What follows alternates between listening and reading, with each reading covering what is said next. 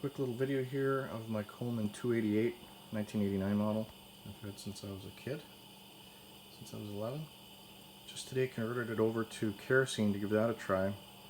All I did was put a standard 214C generator in it, which is dimensionally the same, internally different, and I swapped the primer cup, the preheater cup, out of there, and I put it in. Fired it up like you would a standard kerosene Coleman, preheated it, and it lit up just fine. These are standard number 21 mantles.